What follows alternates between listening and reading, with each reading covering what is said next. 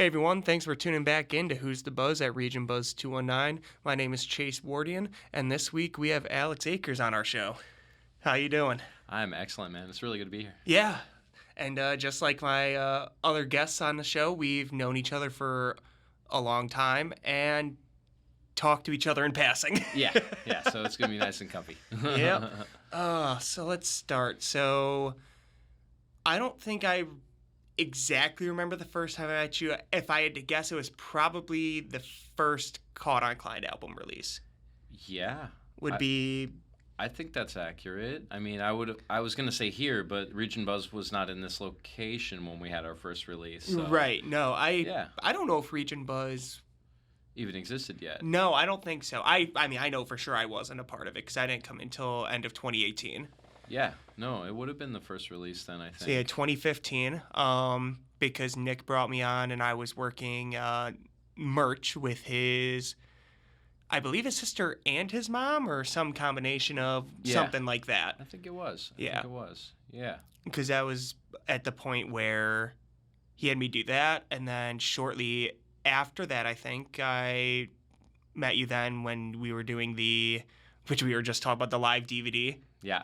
Sonus Band DVD. Yep. The release party for that, and then. Oh right, you know what? Mark Beagle played that release because I was out of town. Oh, okay. For that release. That maybe that does check out. Yeah, I'll say that kind of hazy memories there, but we're going back. Yep. I mean, this is what? Yeah. 10 years ago. Almost. Yeah, 8 years. Yeah. Yeah, because 2015 the album came out, right? right? I guess it was a little bit after Caught on Klein started. So. Yeah. Yeah. It would have been. That makes sense. 2015, 2016. Yeah, somewhere in that feels ballpark. Like 10 years. Yeah, exactly. But yeah, no, and then I feel like after the studio started, then I started doing more stuff with Caught on Klein, and the second album release happened, and then I was working shows here and there, then recording, especially. I feel like it really started once live streams kicked in. Definitely.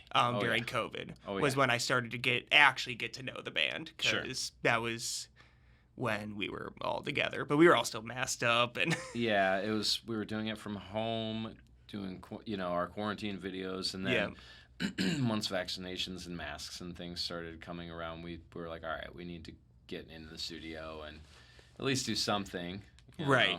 So yeah, I think that was when you started working with us a lot more. Yeah, definitely. No. So for the people that don't know, what do you? I mean, obviously we know Caught on Klein. Sure.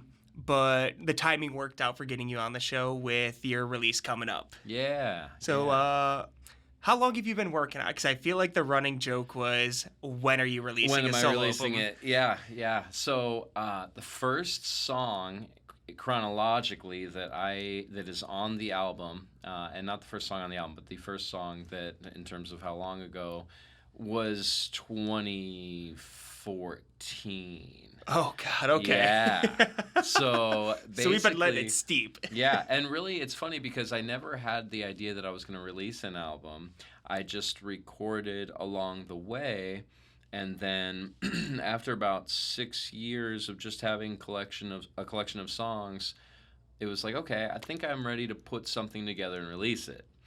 And then after that goal came about, I got more focused in terms of what do I want to be on it. And then I went through different relationship things and life challenges, ups and downs. And so I was producing, in my opinion, some of the better, more emotionally based songs that came about after some of the older songs. So then it was like, oh, okay, now I can just make this kind of a timeline of experiences that I've gone through. And then there were significant challenges with COVID. I went back to focus on the album after our first release, or at least the idea of an album, and then we got working very hard on our second album, like hours and hours I was putting in.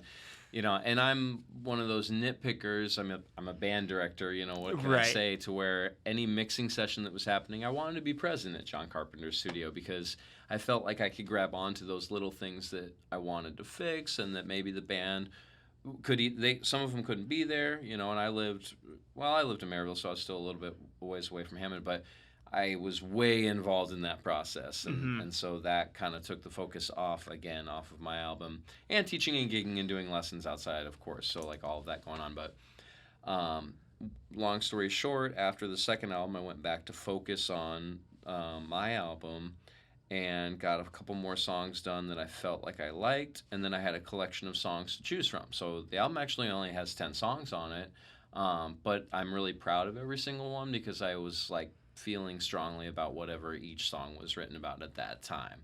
So it was like I didn't plan on taking 10 years to release my first solo album, but it's a cool reflection of the last 10 years of my life, and that's why it's called 20-something, because even though it was a long time ago that I wrote the first song, most of it was written and recorded in my 20s, and all of it was written and recorded in the year 20-something. So it's got a couple different meanings. Very cool. Not too deep, but again, it just kind of came out and felt right when I went to think about a name for the album, so it's like reflective of that. I don't know if I'll be like Adele where I have my next album be called 30-something, it's all number-based, but right. That's kind of where it's at. Yeah, because at that point, then you're just aging yourself. Right, 40-something, 50, what? I hope to have more albums than that by, Yeah, I was going to say, my third album isn't 40-something. Right. But... No, and so from what I've heard, because Beaches is out now. Yeah, the single's out. Yeah, no, sounds great. So for the viewers that are catching this on time, Beaches is out, and then we have this releasing right before the release show. Yes. On October 7th. Mm-hmm. Where is that going to be at? So the album release will be at Eat. It's I don't want to say private because it is a restaurant, but it's a restaurant that really opens for events. So it's a private space, if you will, that's rentable, and it's catered. The owner who owns El Taco Royale in Hammond owns this space as well. So it's at Eat in Hammond on the corner of Sibley and Holman Street. Like Chase said, October 7th. Doors will be 6:30. Opener will be at 7:30. That's Speakeasy. And then we'll go on at 8:30. Very cool. Yeah. Who's all in your? Do you have like a permanent backing band? Do you have just like a step-in backing band for the show, or? It is a step-in backing band for the show, but it's also kind of a mixture of people who have been involved or not. So, my co-producer, basically, I play everything on the album except for the drums. Oh, very cool. Yeah. So basically, I had everything created. And then I had my good friend from college, David Lanier, who goes by Sketch God. He's a DJ and a producer, so he actually used an MPC pad to program in all the drums for the album. And so he's in the band, but he's actually playing keyboard because he's a keyboardist. And then I have so he's probably the most involved in the project as far as previously and during its creation. Okay. Everyone else is a step in, but they're all really most of them are very close friends. Some of them I will meet like this week. Yeah, I had like some pretty super close friends doing like backing vocals and things, but some of them live far away, and it got to a point where flights and things like that weren't realistic. Reality sets in, and it's like, all right. Right. So I kind of reached out to people who were like my dream people, even though they live far away, to be on the show, and then was very well prepared for that to not work out. Yeah. So I have David Lanier on keys, and then cool story, the other keyboard player, Armani Blakely, was one of my best friends in college, and we went through a lot of musical experiences together. He lived in Indianapolis and Dallas, and he literally just moved back to Northwest Indiana. We hadn't seen each other in 12 years since we graduated from Indiana State. Wow. And he came back, and he's just playing all of what they refer to as the dirt chords, the gospel chords, all of those amazing churchy chords that just sound so flavorful. And we started jamming, and I'm like, oh my gosh, this is perfect timing. Will you play my release? So I have him on keys. And then I have Rodney Golson, background vocals. He's also in the opening band, Speakeasy. And then I have, I was going to have Ray Vick, our original Caught on Klein drummer, play the show. And that, again, was one of those pipe dreams. And, right. And it didn't work out, which is okay. He was bummed out, but he's not able to make it back. So I actually have one of my... Actually, you know what? I kind of don't want to say because it's kind of a surprise. Okay. But I will. He's one of my former students, and he graduated high school last year. Oh, nice. So he's only 19. His name is Jaden Geiger, And Ray actually suggested that I reach out to him. He said, you always talk so highly of Jaden.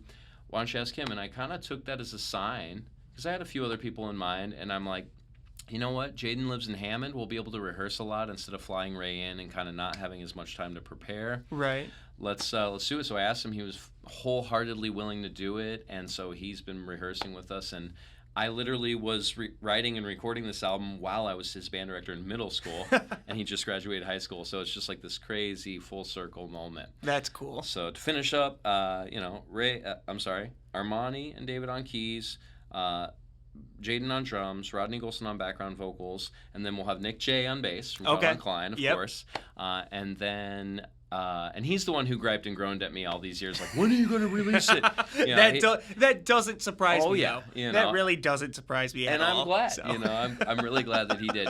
And then lastly, I just hired in Maddie Haskell. She is, I believe she's a vocalist for the Morning Glories, or was. I could be wrong, but I'm pretty sure she was. And I haven't met her yet, but she's going to be coming over on Sunday with Rodney so that we can kind of work out some of those vocal harmonies. Sweet. So I want to make sure I got everyone. It's a 7-piece band, so Ray. I keep saying Ray, not Ray. Armani, David, Nick, me, Maddie, Rodney, and Jaden. Yes. Okay. So drums, 2 keys, bass, and then 2 background vocalists, and then I'll actually be playing some keys, some guitar, some horns, and then singing the whole time. Very cool. Yeah.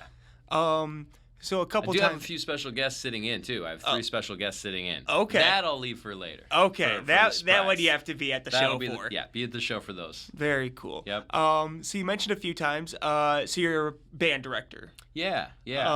So what's your history behind that then? Like, how long have you been doing it? Where have you been teaching? By all means. So after I graduated from Indiana State, I ended up applying for a job in Hammond, and I became the middle school band director at Scott in Hessville, so Scott Middle School. And then they also needed someone to teach guitar at the Hammond Arts and Performance Academy at the high school. So it was just just 2 or 3 minutes down the block.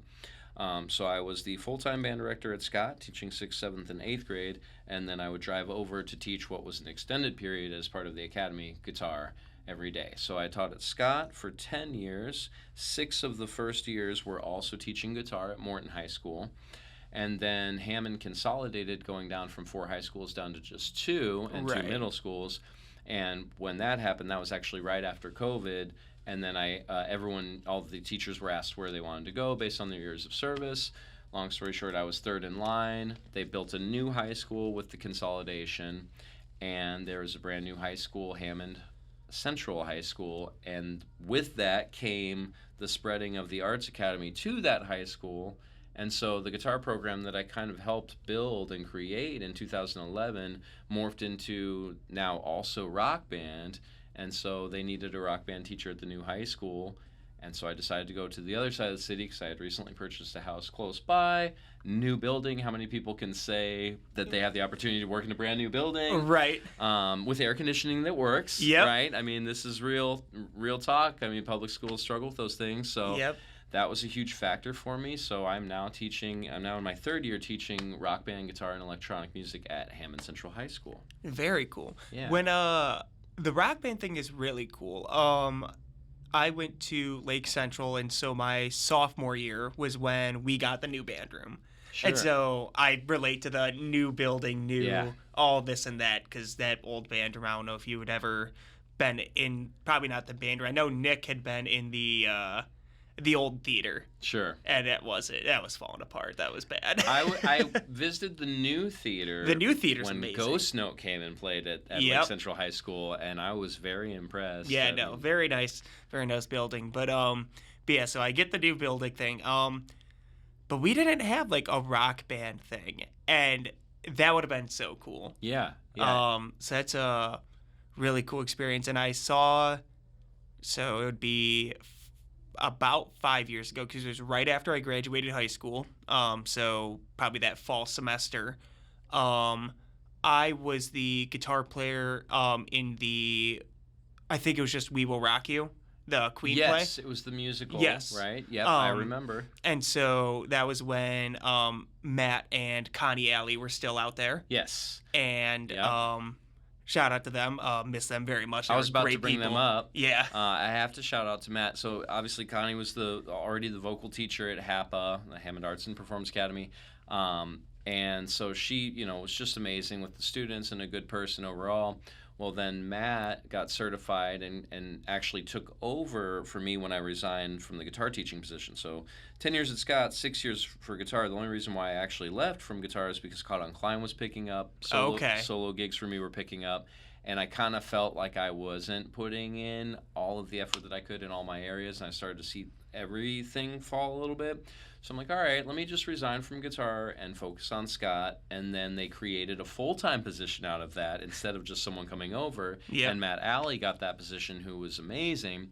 He started a rock band club, which then was able to get so big that it justified a curricular class. Okay. And so that's what happened is he built the rock band program up to where they had it during the day, then COVID happened, then the consolidation happened, and then once they reopened, it was, okay, we've got enough students who are interested in rock band to make it a class.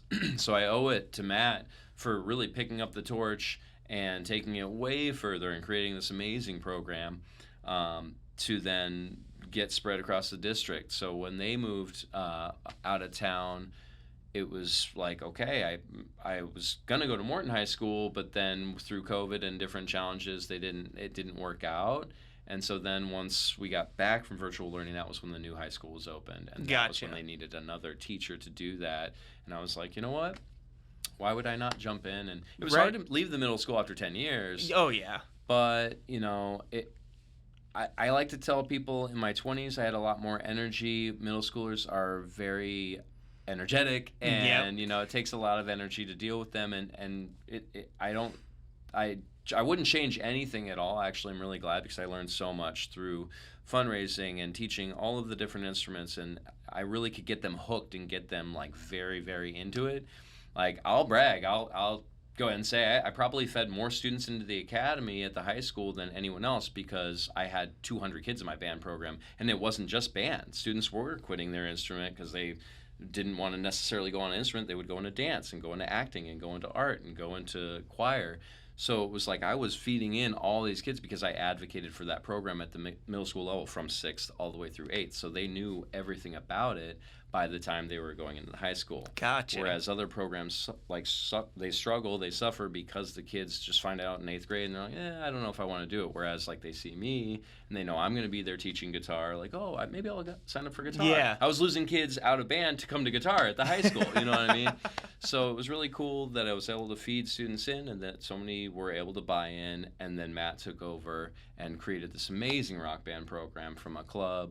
And then, the district said, wow, this is really successful. Kids like it. The numbers had to be up for them to justify the class. Right. And now the first year at Hammond Central, I had 12 students in one class. The second year, last year, I had 29. And this year, I now have 2 classes, and it totals almost 45 students. Oh, wow. So, yeah, it's growing. And it's going to take time, obviously, as anything does. Mm-hmm. But big shout out to Matt for helping create that program, and of course Connie for just already setting the tone for that vocal program. But it was it blows my mind that it all went that way. Yeah. My high school band director went to Hammond High School, the one they knocked down right in front of the brand new high school I work at, and she retired like 6 years ago. So like in Bloomington, right? I'm from Bloomington, Indiana. So that is a whole nother crazy circle that exists within this within my life. So. No, and that brings me back to when. So I did the We Will Rock You play, and that was when I first met both Matt and Connie. Sure. And then it was Chris on bass, Chris Lone. Yep.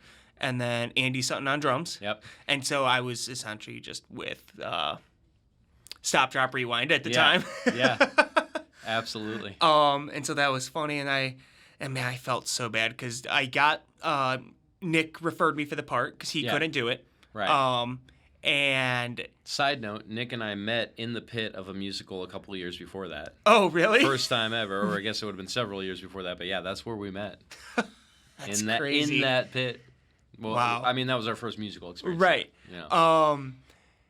And I show up, so I get the music, learn the music, show up for the first rehearsal, and I don't remember what song it is now. And it starts with guitar. Uh-huh. And I was pretty much I'm pretty sure I was mainly doing the rhythm and Matt was doing the lead. Stuff. Yep. Yeah. And actually I'm a sidetrack here. When I showed up, he didn't know what guitar I had, and I had my Gretsch Pro Jet. Okay. And Nick had always made fun. When I say Nick Kazonas, just because it's just natural for me with that, and so It's now Nick. It's Nick. He's the other half of me at the studio. Yeah. I'm sure you all. Well, I'm not gonna say sure you all know. Hopefully, there's new viewers. So. Yeah. Right. Yeah. No, but I loved this guitar. It was purple. It was like one of 1,000. Got it. I've done some things to it that they make fun of me for. Whatever. Sure. Yeah. But I show up and Matt was like, "No, those Filtertrons will actually probably be perfect because Brian May's guitar is what I think completely custom by him and his dad. I think is doubt the it. story behind that guitar. The Red Special, I think he calls it. But I think him and his dad built that guitar. Okay. And so he's like, no, that sound will actually work out pretty good. And I'm supposed to come in and like, we sit there and I'm just like spacing out. And I had come in and I wasn't feeling good that day. Mm-hmm. And so I'm sitting there, I'm spacing there, like, who starts? I was like, oh, I'm supposed to start. I'm sitting there. I start playing. I just feel like shit. Yeah. Like a couple minutes later, I go to the bathroom. Like 20 minutes later, I come back because I had been throwing up. And I was like, I gotta go. Like, I can't sit here and do this. And I felt so bad because it was the first rehearsal, my first reference, my first experience with all of that. All these people just met me. Of course it was. And that happened. Yeah. That sounds about right. And like, if it was like a nerves thing, I would chalk it up to that. But I've had so many medical issues and stuff like that I knew that it was just that. And so next rehearsal came around. I was fine. Yeah. It all went good. That's actually when I also first met Ola. Okay. Because there was one or two shows where he stepped in for Chris. I didn't know that. Nice. And then there were a couple days that Joe Kowalski stepped in on drums. Nice. And I had met Joe in high school, so I had just graduated. I believe he was a year under me. Okay. But he was in jazz band with me for I think 3 years because I think he started his freshman year, and so that I was with him freshman through his junior year, so my sophomore through senior year. Mm-hmm. So I was in jazz band with him, and so that was cool because it was like just fresh out of high school, and it's one of those things of like you see all these people, and I knew damn well I wasn't gonna see 97% of them ever again. Sure, yeah. Because especially with Lake Central, that size, but 5,000 that's just students. yeah. I don't remember what the graduating class was. It was but the size of my high school. Was probably your graduating? Yeah, class. probably. 1350 was my high school. Okay, so. yeah, I think we were around. I think it was somewhere around 1,000 for my graduating class or something. So it's ridiculous there. But no, so it was really cool to work with him in that for a couple shows. Sure. But yeah, no, that show went great. I think it was one of like the first. I could be wrong. I think it was one of the first performances where that show was adapted into a high school performance. Oh, yeah. Because I think it was just a Broadway show before, and then they made the high school version. Sure, yeah. And so it was cool to be a part of that. Yeah. That first experience. But and then the other half of the pit, I didn't get a chance to talk with them all that much because they were very far away as that pit goes. But a lot of those kids were in rock band. Yeah. And then for like the show days, they had the rock band set up in the foyer area, and they were playing as people were coming in for the show, and so it was really cool. And I remember just like thinking that I'm like, why? I wish I had this. Yeah, and that's what we do now. Like my students are that rock band, right? Yeah. With Morton's rock band and us, it's all HAPA. It's crazy to think that when I first came up here, my friend Dan Cummins from ISU was the one who encouraged me to apply because he was becoming the band director at Morton, and I was encouraged to apply at Scott, and they needed a guitar teacher. I fit the mold perfectly. Had my music ed degree, loved to play guitar, had a little bit of facility, enough to feel confident to teach it. And then Dan became the director of HAPA after he was the band director, which was when you guys played that musical. He was the director at the time. So I actually had played several musicals before that, And when Dan was the director, he asked me who I recommended for the pit, and of course Matt was already there, so Matt probably also put in the good word of Stop, Drop, Rewind guys are free, do it that way. And it's just crazy to think, because I do remember the moment I was sitting in the audience watching the show, because that was the first musical that I didn't play after I started working in Hammond. I played bass or trumpet in almost every major scale production that they did. I remember the show where you came. And I was there, and you had a really short haircut. You had cut your hair really short. And I was looking in the pit trying to figure out who was playing second guitar. I'm like, I know him. Who is that? Because we didn't work that much together yet. We hadn't. No, I do remember that now. And it dawned on me about a third of the way through the show, that's Chase from Region Buzz, or Nick's, intern at the time, student at the time as well. And I was just like, of course. Yeah. I remember the very moment. Now that you started saying that. I also remember you blew one of the entrances or hit one wrong note, and you were so hard on yourself, and you were just like, and it was hilarious. And I was just like, oh, Chase, you're doing so well, though. Like, it was one note. Nobody heard it. It was great. I just remember seeing it. I was like, I love that. I remember that moment. I really do. Gosh, no, I forgot. Because now that you're saying that, I do remember you coming in and all that and saying hi. And I was like, yep, okay. So it was probably the Sunday matinee, because I was gigging so much that it was oftentimes, that was probably part of the reason why I couldn't do the musicals. I had a lot of gigs and things on Fridays and Saturdays. And so when they would ask me, I'm like, I'm already booked up with Caught on Fire solo. And then, if I was booked, I would always go to the Sunday show, because it's like, that's the last show, so probably, I think it was the Sunday show. Yeah. It was that, or there may have been were there 2 weekends of that? Yes, there were 2 weekends. That was when they still did 2 runs, which was great. Was there a early run? Did you bring a class with? I did. Okay. That actually may have been when I came during the school day. I'm thinking, because they did a school show. Yes. I'm thinking it may have been that you came and I saw you. Yeah. Because I think I remember, it was weird because, I didn't know you were a teacher. Yes. So, okay. Okay, yeah. so I saw you coming they in. Invite all the elementary students. And then so that's what it was. They opened it up to middle school as well. So I would just walk down from Scott with my 60 8th graders. I think I might have brought 7th and 8th, but I didn't open it to 6th just because maturity-wise and staying quiet for 3 hours. Sure. Yeah, I say those shows they're long shows. Yeah.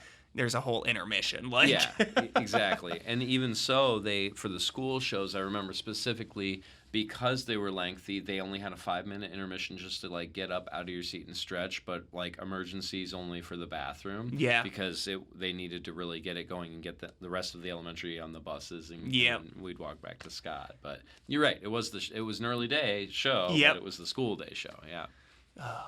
And actually, now that we're talking about that too, with the new school, with the new Hammond Central High School, I think about it a lot too.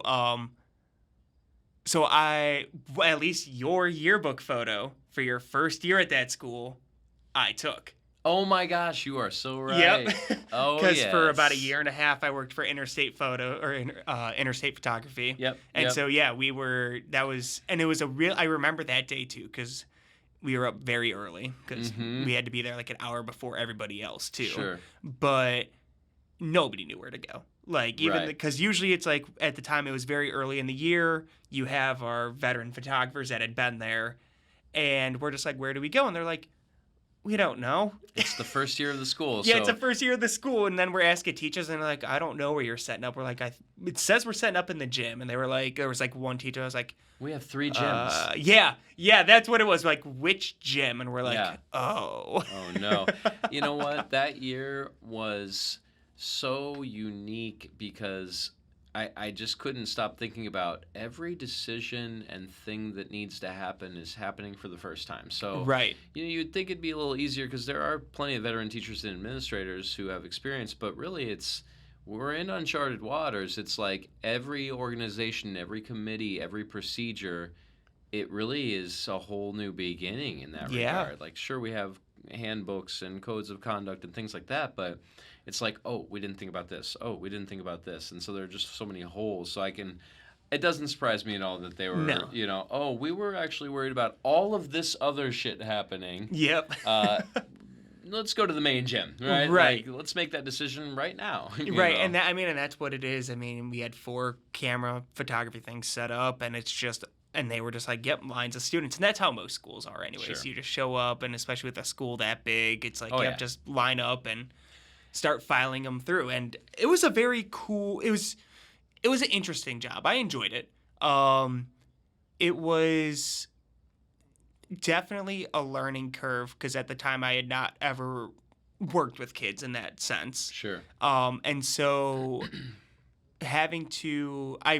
that's where I started learning a lot of my photography stuff in the first place. And even though we show up and our cameras are all set, they have our presets of what we use, all the lights are, they auto change through the computer so that every photo looks the same at every school. It's all set up that way. Sure. But they still have us learn in training how like your ISO and your f-stop and stuff like that. And so that's where I got to learn a lot of my photography stuff, which helped a lot here. Yeah. Which is another reason why I took it. I mean, I guess the main reason I took the job was because it was the first job I could find after I quit Bed Bath during COVID. So, Sure. So we could throw that out there, and I can now talk crap about Bed Bath because that company is gone. Oh man, Bed you're Bath, right. Bed They Bath are. Beyond is gone. They're so completely gone. There's no one to contact for my misconduct of company sayings or whatever. Sure.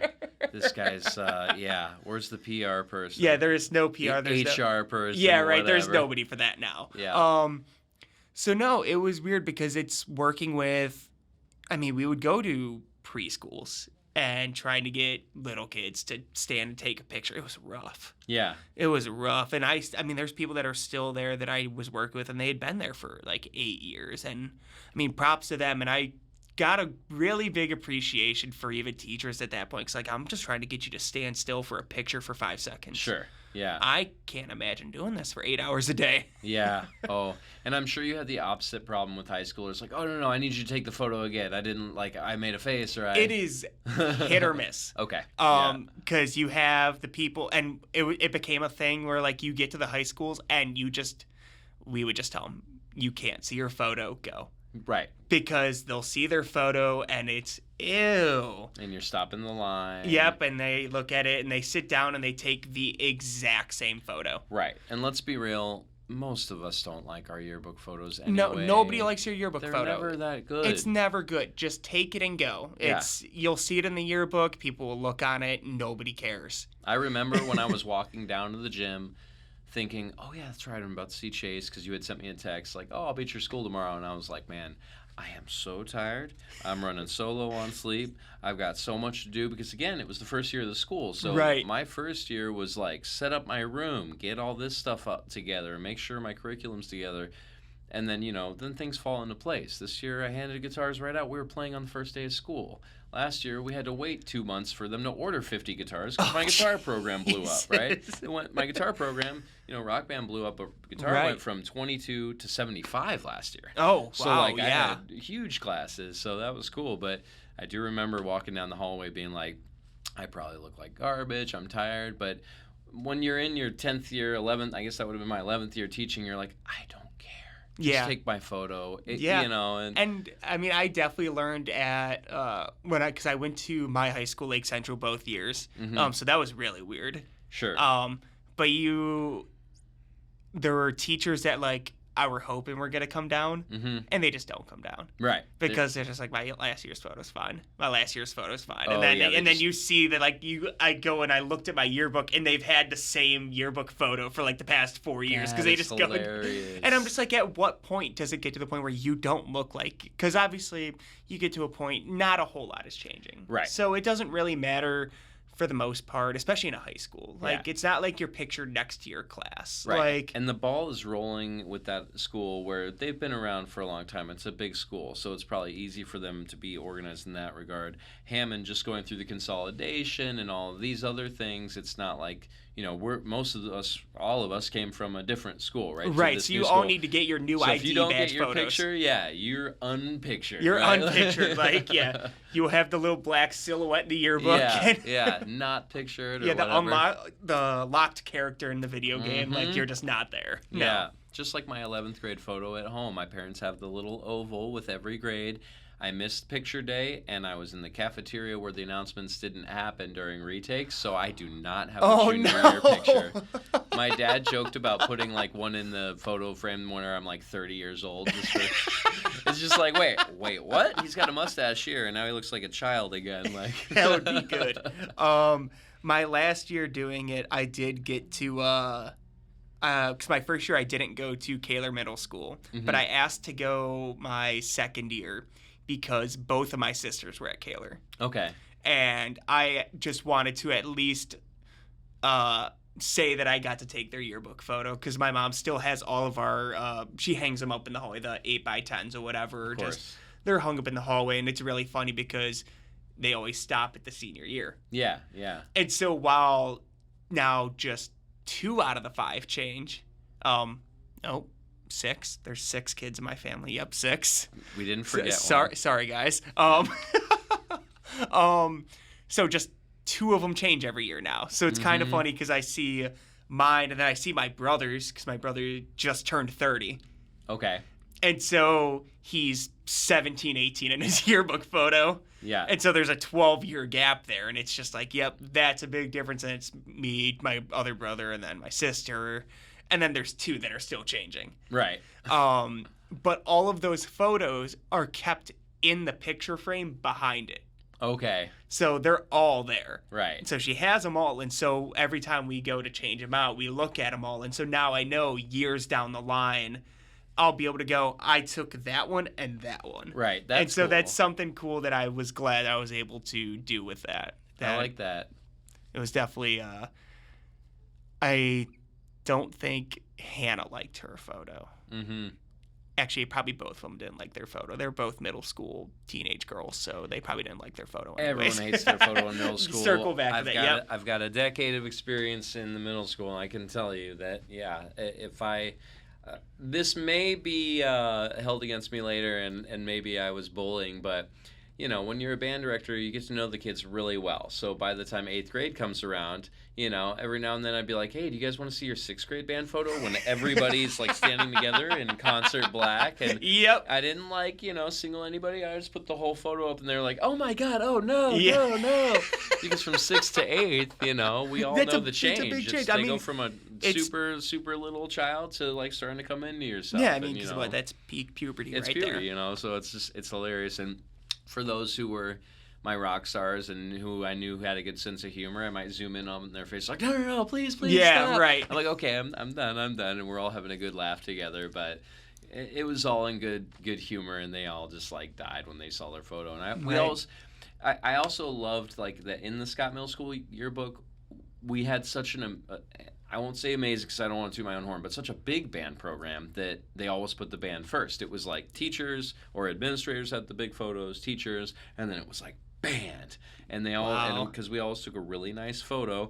Now, behind the scenes, it's me screaming at children to hold their instruments the right way because they're all talking. And basically, I had 2 classes for 6th grade, 7th grade, and 8th grade. So because I had 2 different classes for 6th, 7th, and 8th, when they all get together for the concert, it's very hard to get them to all listen because they don't spend that time together in band. They're all together, you know, so they want to talk. So, like, getting them together for the photo, most people are on board, but it's such a large group, and for the first time, they're all holding their instruments together and they want to socialize. I'm just like, I'm walking out of this room, and if we don't get the photo, you're not in the yearbook. And, you know, mostly 6th grade, 7th grade, just okay, but 8th grade always knew what to do. It was like, okay, it's game time. I just got done for 30 minutes trying to get 6th grade to all be, you know, lined up with the flute angle or the horn angle, but they all looked like great photos, and it was a nice memory for them, even though they might not have liked, you know, how they looked in 6th grade. I do have one very fond memory in high school. For our group jazz band photos, it was they took our photo and then they passed the clipboard around and you write your name. Mm-hmm. Why they trusted a bunch of high schoolers to write their own name, I will never know. Right. And so my friend Matt Waddell, I think it was his senior year, he was he was Matt Wardian. Oh my He Lord. took my last name. Yeah. And so then he was a grade above me, so he graduated.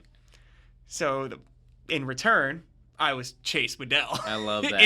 in that photo. That's amazing. And so when I go through those, I look at that and I forget that happened. Yeah. And I look at, or And you can't find your name. Right. Well, I always know to look at the very end, and it still works because they're both WA. Sure, right. So I'm looking, and I see the name anyways, but I had to double look at it. I was like, that did happen. Right.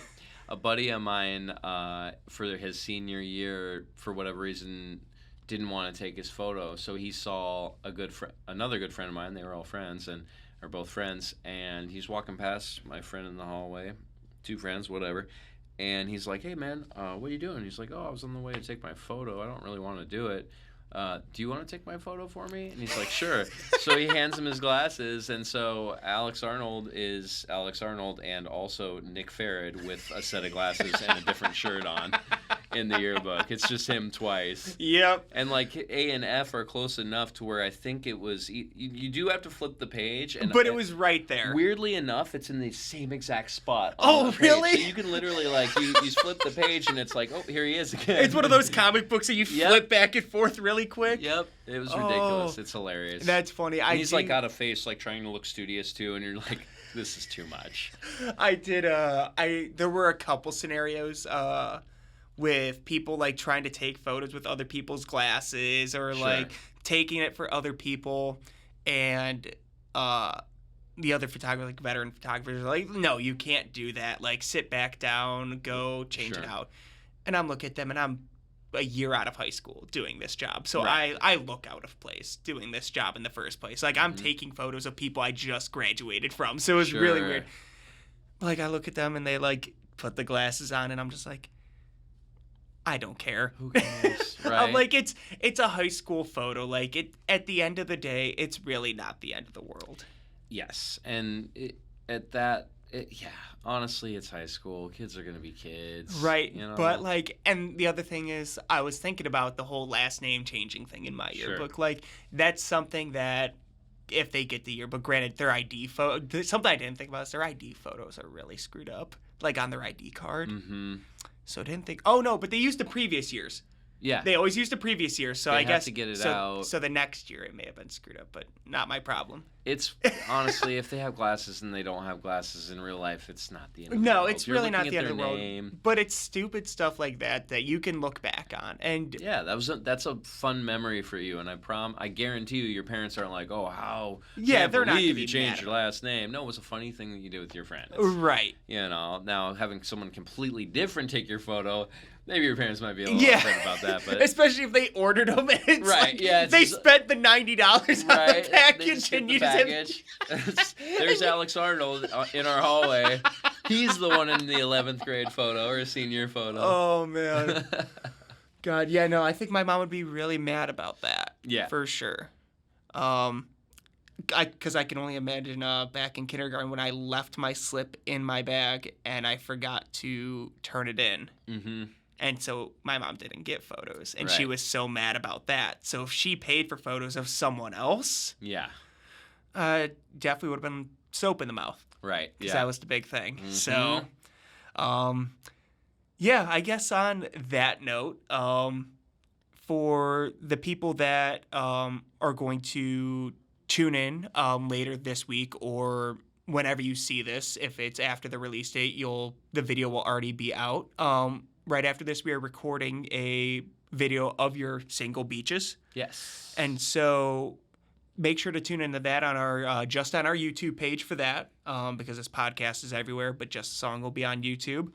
But if you want to hear it live, make sure to come out October 7th, yes. October 7th. We are past August at this point, so that shouldn't even be a thing. But no, October 7th, be your album release show. Yeah, I am not releasing any other music digitally until probably at least a month, like Halloween or later. So, you can stream Beaches now, but if you want to hear the rest of the album, especially live with this special group, come on out October 7th at Eat in Hammond on Homan Avenue. And then, I just want to stress, like, if you want vinyl, if you want a CD, T-shirts, sweatshirts, stickers, posters, pins, like buttons, all sorts of, there's more even merch that I'm not thinking of right now. Come on out. That'll be exclusively available for the first time at the show. I'm really proud of it. It is a very significant project for me. very meaningful project for me with some of my closest friends on stage. And it's not necessarily going to be a thing that's happening all the time. It's going to be something that will happen down the road probably, but for now, this is going to be your opportunity to come see it live. Very cool. Well, like my other guests, very nice to actually sit down and have Absolutely, a conversation with you. Longest conversation I'm sure we've had. Right. First one for me in terms of a podcast or interview. So I'm really glad that you guys had me out, especially right on time for the release. But yeah, thank you, Region Buzz. Make sure you guys follow Region Buzz and all of that. Like you said, the single video that we're about to shoot will be available on YouTube. So check out Region Buzz's YouTube. Yep. Yeah, no, thanks for coming on. I'm glad we were able to get this worked out. And for the rest of y'all, I'll see you when we have our next guest in. Y'all have a good one.